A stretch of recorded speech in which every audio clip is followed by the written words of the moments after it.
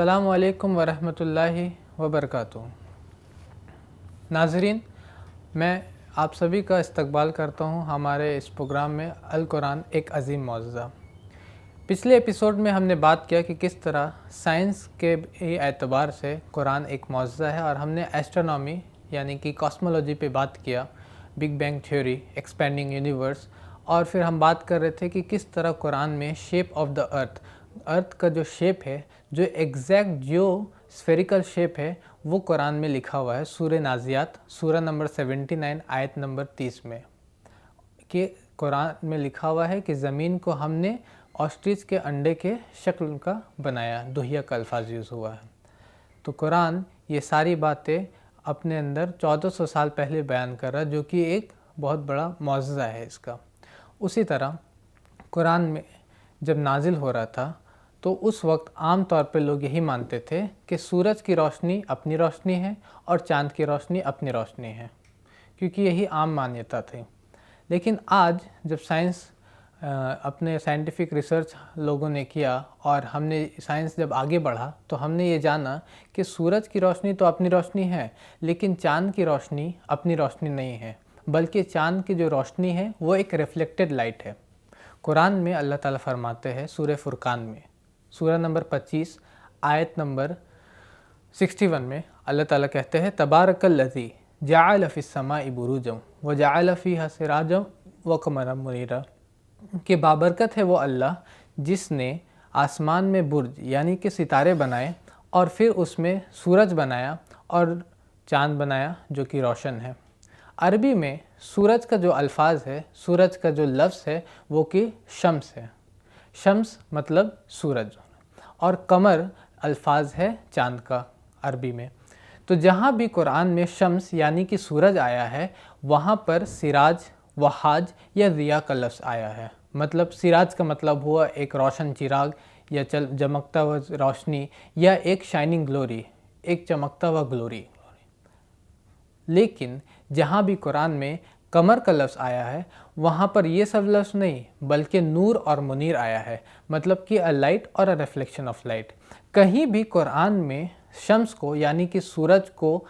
नूर या मुनीर नहीं बोला गया, कहीं भी कुरान में कमर को यानी कि चाँद को शम्स, सिराज, वहाज या ज़िया नहीं बोला गया। तो कुरान सूरज की रोशनी में और चाँद की रोशनी में फ़र्क कर रहा है आज से 1400 साल पहले, जबकि इंसान जानते भी नहीं थे कि सूरज और चाँद की रोशनी अलग अलग है। और इस तरह की और भी कुरान में आयत है। अगर आप कुरान पढ़िएगा, जैसे कि सूरह यूनुस सूरह नंबर 10 आयत नंबर 5, तो उसमें अल्लाह ताला फरमाते हैं कि उसी ने सूरज और चाँद को बनाया, एक को शम्स को रोशनी देने वाला बनाया और चाँद को एक नूर बनाया, कमर को एक नूर बनाया। उसी तरह अगर आप पढ़िएगा सूरह नूह सूरह नंबर 71 आयत नंबर 15 और 16, उसमें भी अल्लाह ताला फरमा रहे हैं, उसमें भी जहाँ पर कमर आया है वहाँ पर नूर आया है, मतलब चाँद को एक रोशनी या रिफ्लेक्शन ऑफ लाइट बोला अल्लाह ने। और जहाँ भी शम्स आया है, सूरज आ रहा है, तो उसको अल्लाह ताला ने सिराज मतलब एक शाइनिंग ग्लोरी या ज़िया, एक रोशन चिराग, इस तरह के अल्फाज अल्लाह ने यूज़ किया। तो कुरान में आज से 1400 साल पहले सूरज और चाँद की रोशनी में फ़र्क किया गया, जो कि आज की हाल के साइंटिफिक मतलब बोला जा सकता है 100 साल 200 साल पहले जिस चीज़ को साइंस ने फाइंड आउट किया, उसको कुरान ने 1400 साल पहले बयान किया है। ये कुरान का एक मौज़ज़ा है। उसी तरह अगर हम देखेंगे सूरज के बारे में, रोटेशन ऑफ सन के बारे में, तो सबसे पहले लोग जियोसेंट्रिक कंसेप्ट पे मानते थे। मतलब कि लोग ये मानते थे कि दुनिया के बीचों बीच, सोलर सिस्टम के बीचों बीच ज़मीन है, अर्थ है, और सन और जितने भी प्लैनेट है उसके गोल गोल घूमते हैं। इसको बोला जाता है जियोसेंट्रिक कंसेप्ट। उसके बाद आए कोपरनिकस, उन्होंने 1512 में ये साबित किया, हीलियोसेंट्रिक कंसेप्ट दिया कि नहीं, सूरज बीच में है और बाकी प्लैनेट्स उसके इर्द गिर्द घूमते हैं। उसके बाद आए केपलर 1609 ईस्वी में, उन्होंने बोला कि प्लैनेट सिर्फ घूमते ही नहीं सूरज के इर्द गिर्द, बल्कि वो रोटेट भी करते हैं। और यही चीज़ हाल तक मतलब कुछ साल पहले तक फेमस था कि वो माना जाता था कि सूरज बीच में है और उसके इर्द गिर्द प्लैनेट्स घूमते हैं, रिवॉल्व करते हैं और रोटेट करते हैं। सूरज अपना फिक्स है, इसको बोला जाता था हीलियोसेंट्रिक कंसेप्ट। बाद में ये रिसर्च किया गया और बाद में ये फाइंड आउट किया गया कि नहीं, सूरज भी रोटेट करता है और वो भी मूव आउट कर रहा है, कुरान मतलब मूव आउट कर रहा है स्पेस में एक जगह की तरफ, एक सोलर एपेक्स जिसको बोला जाता है। कुरान में अल्लाह ताला फरमाते हैं सूरह अंबिया में, सूरह नंबर 21 आयत नंबर 33 में, हुवल्लज़ी खलक़ल लैला वन नहारा वश्शम्स वल क़मर, कि वही अल्लाह है जिसने रात को और दिन को पैदा किया और सूरज और चाँद को पैदा किया। उसी के बाद अल्लाह ताला फरमाते कुल्लुन फ़ी फ़लकिन यस्बहून, कि हर कोई अपने मियार में, हर कोई अपने ऑर्बिट में यस्बहून रिवॉल्व कर रहा है और रोटेट कर रहा है। यस्बहून जो अल्फाज यूज़ हुआ है अरबिक में, उसका मतलब अगर हम किसी इंसान के लिए जो ज़मीन पे चल रहा है अगर हम यस्बहून बोले तो उसका मतलब ये नहीं होगा कि वो रोल कर रहा है, वो लुढ़क रहा है, बल्कि इसका मतलब ये होगा कि वो ज़मीन पे चल रहा है। अगर कोई चीज़ पानी में है और उसके लिए हम बोलते हैं यस्बहून अरबिक में, तो उसका मतलब ये नहीं कि वो फ्लोट कर रहा है, बल्कि उसका मतलब है कि वो स्विम कर रहा है, तैर रहा है। उसी तरह अगर यस्बहून का अल्फाज यूज़ होता है कोई सेलेस्टियल बॉडी, यानी कि जो कि दुनिया से बाहर कोई बॉडी है, कोई प्लैनेट है, कोई सन है, कोई स्टार है, उसके लिए अगर हम ये अल्फाज यूज़ करते हैं तो उसका मतलब ये नहीं होता कि जस्ट वो मूव कर रहा है, बल्कि इसका मतलब ये भी होता है कि वो रोटेट भी कर रहा है, मतलब रोटेट और रिवॉल्व कर रहा है। तो कुरान में अल्लाह ताला आज से 1400 साल पहले बता रहे हैं, जो कि अभी हाल में 1512 में कोपरनिकस ने इस बात को बोला कि नहीं सूरज बीच में, उसके बाद केपलर ने 1609 में आकर के बोला कि नहीं प्लैनेट्स रिवॉल्व करते हैं, और हाल में ये पता चला कि सूरज भी रोटेट करता है और रिवॉल्व करता है। तो ये चीज़ आप अगर अभी देखना भी चाहे तो आपको मतलब एक ऑब्जेक्ट मिल सकता है, एक टेबल टॉप पे आप सूरज के इमेज को प्रोजेक्ट कर सकते हैं और आप देख सकते हैं कि 25 दिन में उस पर कुछ स्पॉट्स होते हैं जो 25 दिन लगाते हैं रोटेट करने में। तो कुरान में अल्लाह ताला सूरह अंबिया सूरह नंबर 21 आयत नंबर 33 में आज से 1400 साल पहले कह रहे हैं कुल्लुन फ़ी फ़लकिन यस्बहून, कि चाहे सूरज हो या चाँद हो या और भी कोई सेलेस्टियल बॉडी, हर कोई अपने मियार में, अपने ऑर्बिट में रोटेट और रिवॉल्व कर रहा है। ये कुरान का एक मौजज़ा है। उसी तरह ये और भी अगर आप आयत पढ़िएगा, जैसे कि सूरह यासीन सूरह नंबर 36 आयत नंबर 40, तो उसमें भी ये चीज़ लिखा हुआ है कि कुल्लुन फ़ी फ़लकिन यस्बहून, कि हर कोई अपने मियार में रोटेट कर रहा है, रिवॉल्व कर रहा है, जो कि आज की साइंस हमको बताती है कि सूरज जो कि सन है वो 240 किलोमीटर पर सेकेंड के स्पीड से जा रहा है, मूव कर रहा है, और वो लगभग 200 बिलियन यानी कि 20 करोड़ साल में एक रिवॉल्यूशन को पूरा करता है। जिस तरह अर्थ एक सूरज का चक्कर लगाता है एक साल में, तो सूरज को वो चक्कर रिवॉल्यूशन लगाने के लिए 200 बिलियन ईयर्स उतना का ज़रूरत होता है, और वो अपने स्पीड से 240 किलोमीटर पर सेकेंड के स्पीड से वो आगे बढ़ रहा है। ये चीज़ कुरान में 1400 साल पहले कि सूरज अपने मियार में रोटेट और रिवॉल्व कर रहा है लिखा हुआ है, जो कि एक कुरान का एक मौजज़ा है। उसी तरह जब मैं अपने स्कूल में था तो हम लोग को एक क्विज़ कंपटीशन में पार्टिसिपेट करने का मौका मिला था। तो हमारा टीम, क्योंकि वहाँ पर 4 टीम थे, तो 4 टीम में से 2 टीम टाई अप राउंड में चले गए थे, और उस टाई अप राउंड से हम लोग को आगे बढ़ना था। तो पेनल्टी टाइम में हम लोग से एक एक क्वेश्चन पूछा जा रहा था, और उस एक एक क्वेश्चन में हम लोग से पूछा गया हमारे टीम से कि सूरज कहाँ जा रहा है, where is the sun moving. और क्योंकि मैंने उस वक्त कुरान को पढ़ा नहीं था या उसकी तफसीर को कुछ पढ़ा नहीं था, उसके बारे में उतना जानता नहीं था, तो इसलिए मैंने वहाँ पर आंसर नहीं दे पाया मैं वहाँ पर कि सूरज कहाँ जा रहा है। आज की साइंस बताती है कि the sun is moving to solar apex.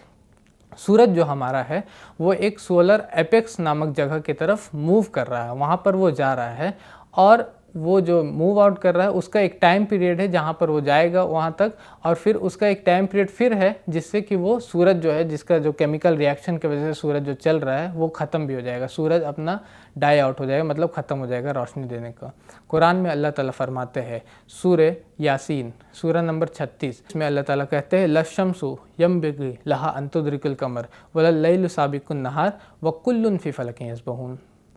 कि सूरज को अल्लाह ने ये हुक्म नहीं दिया कि वो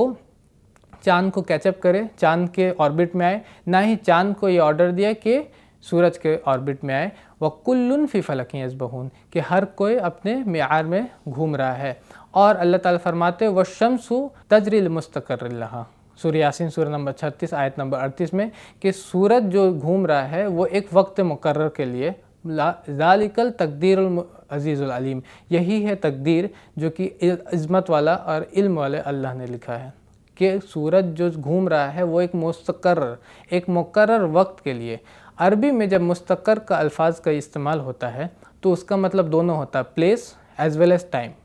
प्लेस जब हम लोग बोलेंगे कि सूरज एक वक्त एक प्लेस मुकर्रर तक के लिए मूव कर रहा है तो इसका मतलब हुआ कि सूरज सोलर एपेक्स के लिए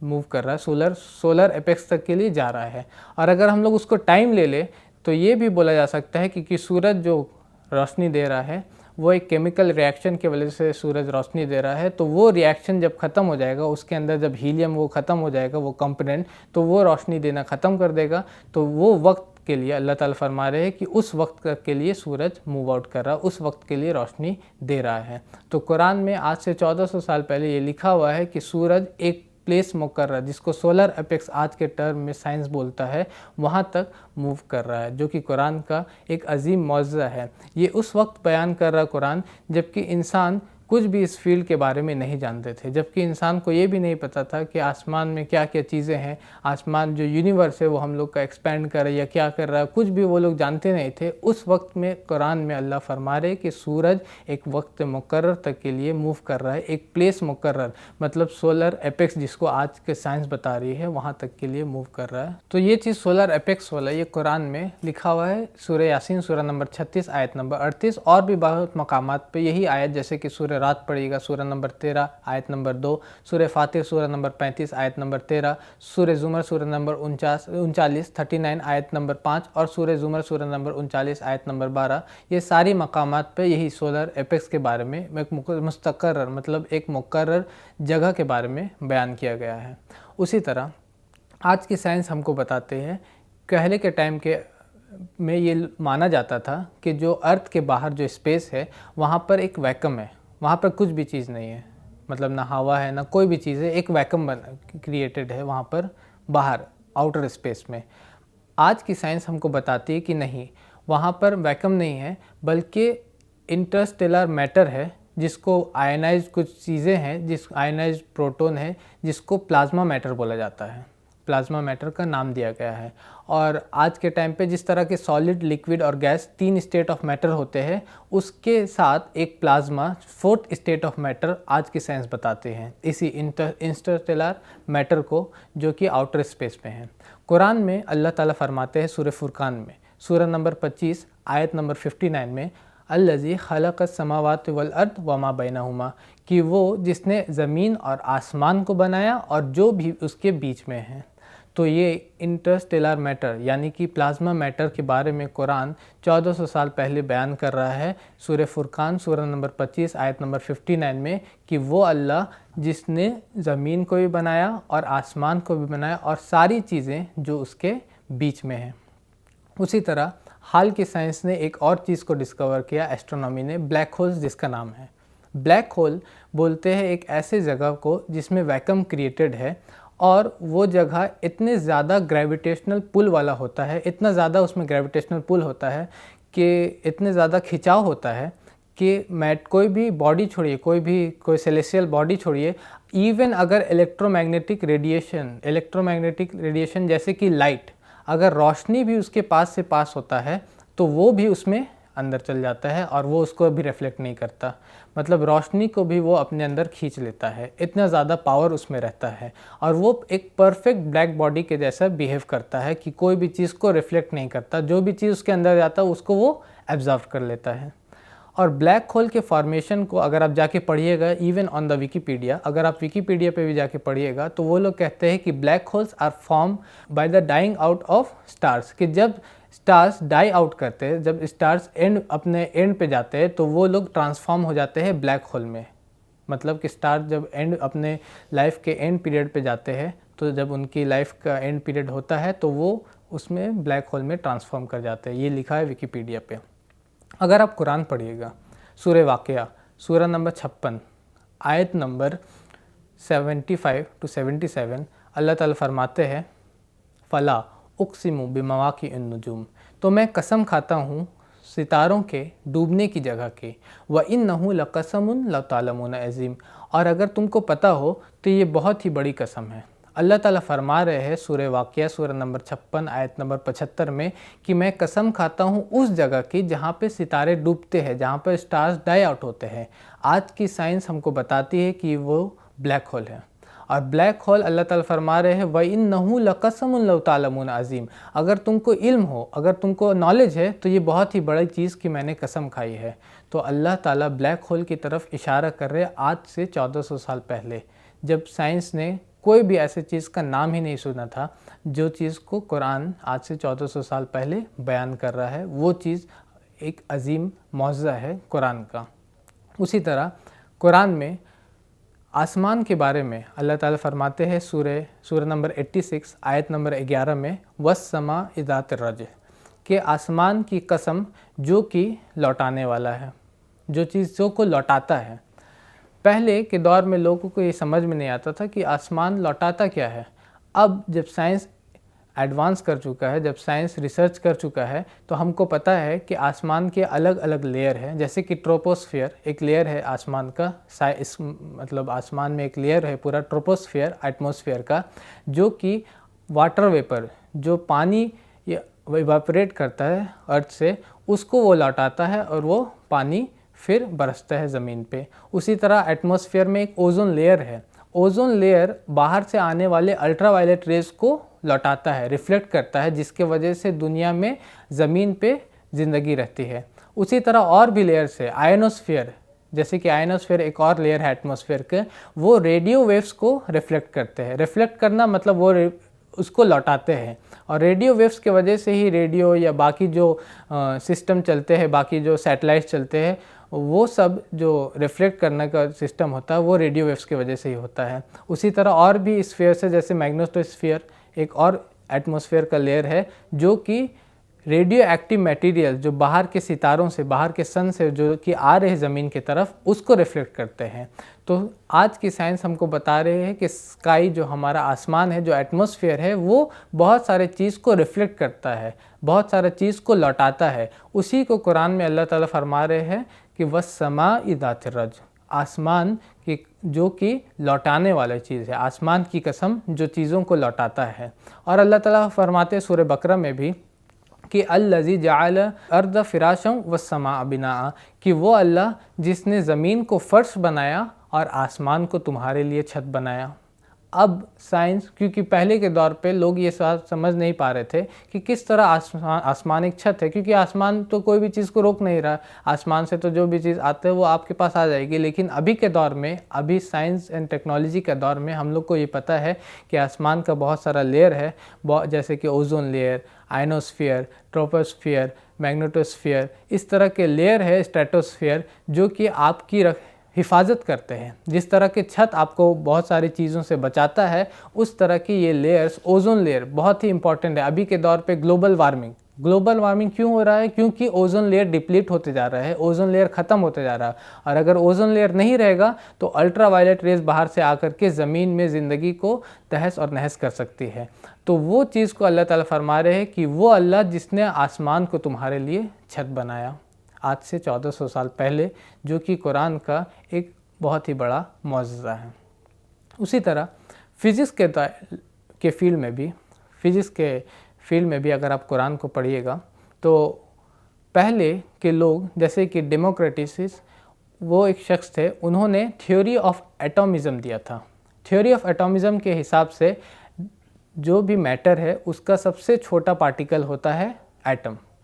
atom is the smallest indivisible particle of a matter, ये उन्होंने दिया था और यही लोगों में आम था। उसके बाद अरब भी एटॉमिक थ्योरी, इस थ्योरी ऑफ एटॉमिज़म पे मानते थे, और वो भी एटम को ज़र्रा बोलते थे, अरबिक में ज़र्रा बोलते थे, और ज़र्रा का कोई छोटा पार्ट, उससे कोई भी छोटी चीज़ नहीं होती। बाद में सर जे थॉमसन आए और उन्होंने कैथोड रे एक्सपेरिमेंट किया, और उसके बाद उन्होंने इलेक्ट्रॉन को डिस्कवर किया, और उसके बाद और भी डिस्कवरीज हुई प्रोटॉन की, जो कि गोल्डस्टीन ने किया, और उसके बाद न्यूट्रॉन की, जो कि जेम्स चैडविक ने किया 1940 में। ये सब डिस्कवरीज हो रही थी 19वीं सदी और 20वीं सदी में, सब एटॉमिक पार्टिकल्स का। कुरान 6वीं सदी में बोलता है सूरह सबा में, सूरह नंबर 34 आयत नंबर 3 में, वक़ाल लज़ीन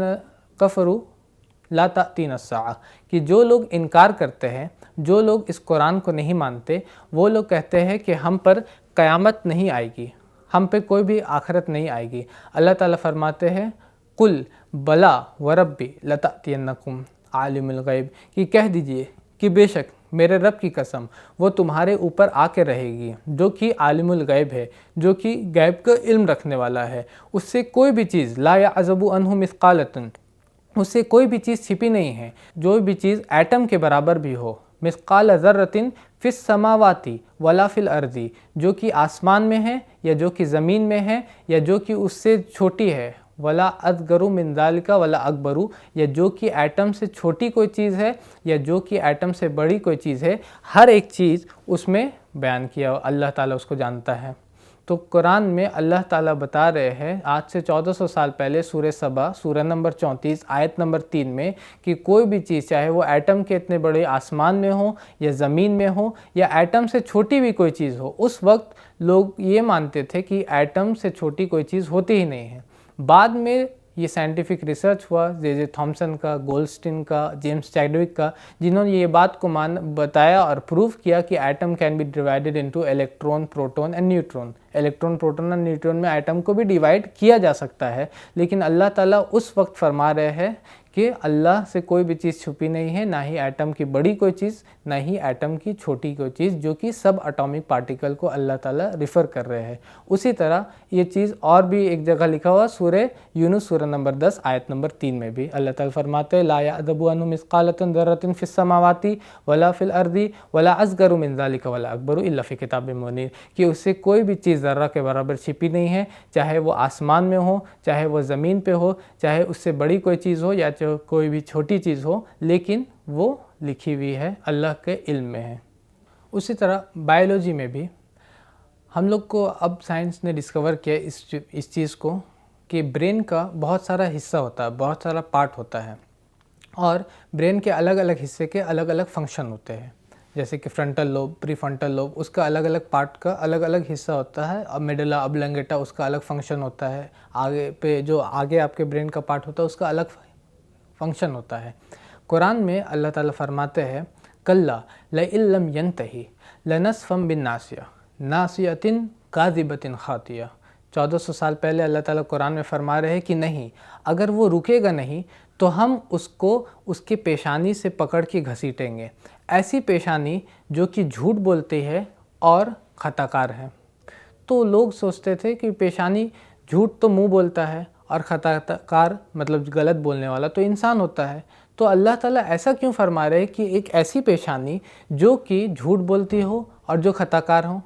आज के साइंस में बाद में जब साइंटिफिक रिसर्च हुआ बायोलॉजी में, तो हम लोग को ये पता चला कि ब्रेन का जो सामने का पार्ट होता है उसको बोला जाता है प्रीफ्रंटल लोब, फ्रंटल लोब। वो जो पार्ट होता है ब्रेन का, वही डिसाइड करता है सही और गलत। जब आपको कोई डिसीजन लेना रहता है कि ये चीज़ जो गलत है, ये शराब पीना ये गलत काम है, इसको मैं करूं या नहीं करूं, तो वो प्रीफ्रंटल लोब जो रहता है वो आपको डिसाइड करके बताता है कि इसको करना है या नहीं करना है। अगर आप गलत कर रहे हो तो वो प्रीफ्रंटल लोब जो आपके पेशानी का जो हिस्सा है वो आपको बता रहा होता है कि नहीं इसको करना है, आप करो इसको, ये गलत काम है लेकिन आप इसको करो। वही डिसीजन मेकिंग का पावर रखता है। तो अल्लाह ताला 1400 साल पहले कुरान में फरमा रहे कि नहीं, अगर वो रुकेगा नहीं तो हम उसके पेशानी के बाल या पेशानी के से पकड़ के उसको घसीटेंगे। नासिया का अल्फाज यूज़ हुआ है अरबी में, नासिया बोलते हैं पेशानी को या पेशानी के बाल को। तो अल्लाह ताला फरमा रहे उससे हम उसको पकड़ के घसीटेंगे, और जो ऐसी पेशानी होगी जो कि झूठ बोलने वाली होगी और जो कि खताकार होगी। पहले के लोग भले ही इसको समझ नहीं पाते होंगे, लेकिन आज के साइंस और टेक्नोलॉजी के दौर में हमको ये पता चलता है कि ये कुरान का एक मौजज़ा है कि कुरान आज से 1400 साल पहले हमको बता रहा है कि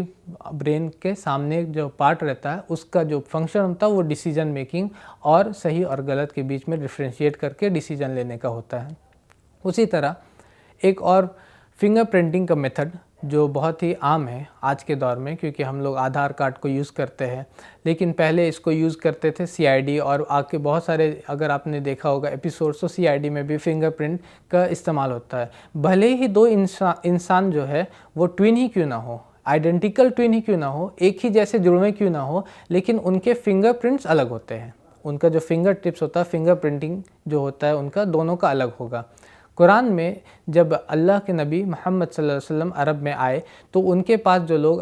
आते थे और वो सवाल करते थे कि मोहम्मद सल्लल्लाहु अलैहि वसल्लम से कि बहुत सारे लोग हमसे पहले आके मर चुके और बहुत सारे लोग बाद में भी आएंगे और वो सारे मर के हड्डी हो जाएंगे, तो आप कहते हैं कि एक दिन क़यामत के दिन सबको फिर से ज़िंदा किया जाएगा, तो हम लोगों को पहचाना कैसे जाएगा, क्योंकि हम लोग तो मर के हड्डी हो चुके होंगे, हम लोग की पहचान कैसे होगी। तो अल्लाह ताला कुरान में फरमाते हैं, सूरह क़यामा सूरह नंबर 75 में अल्लाह ताला कहते हैं, ला उक़सिमु बियौमिल क़ियामा वला उक़सिमु बिन्नफ़्सिल लव्वामा अयहसबुल इंसानु अल्लन यजमअ इज़ामा बला क़ादिरीना अला अन नुसव्विय बनाना, कि क्या इंसान ने इस बात को सोच रखा है कि हम उसको लौटाएंगे, उसको क़यामत के दिन ज़िंदा नहीं करेंगे। नहीं, हम इस बात पे कुदरत रखते हैं कि उनके फिंगर टिप्स मतलब उनके उंगलियों के पोर पोर तक को जोड़ दे। फिंगर प्रिंटिंग मेथड की तरफ अल्लाह ताला इशारा कर रहे हैं कि अगर हम इस बात पे कादिर है कि उनके उंगलियों के पोर पोर तक मतलब फिंगर टिप्स तक, जैसे आपके अलग अलग अभी है उस तरह के अल्लाह ताला उसको ज्वाइन कर सकते हैं, उसको जोड़ सकते हैं। तो कुरान में अल्लाह ताला आज से 1400 साल पहले इस फिंगर प्रिंटिंग मेथड को बयान कर रहे हैं, बता रहे हैं। तो नाज़रीन, ये हमारा आज का एपिसोड में हमने जाना कि किस तरह एस्ट्रोनॉमी के फील्ड में भी बहुत सारे चीज़ें हैं कुरान में कि मूनलाइट और सनलाइट, चाँद की रोशनी और सूरज की रोशनी अलग अलग है। और फिर फिज़िक्स के भी फील्ड में एटॉमिक थ्योरी किस तरह कुरान सब एटॉमिक पार्टिकल्स की तरफ इशारा करता है, सूरह सबा सूरह नंबर 34 आयत नंबर 3 में, और फिंगर टिप्स के मेथड में भी, और उसी तरह फ्रंटल लोब के बारे में कि किस तरह ब्रेन का सामने का हिस्सा आपका डिसीजन मेकिंग प्रोसेस में काम आता है। तो इसी के साथ मैं आपसे रुखसत होना चाहता हूँ, और आइंदा इंशाल्लाह आगे भी हम कुरान की साइंसी मौजज़ात पे बात करेंगे और उस पर नज़र डालेंगे कि किस तरह ये किताब एक अजीम मौजज़ा है और ये एक अजीम मिरेकल है तमाम जहान वालों के लिए, क़यामत तक आने वाले इंसानों के लिए। व आखिर दावाना अनिल हम्दुलिल्लाहि रब्बिल आलमीन।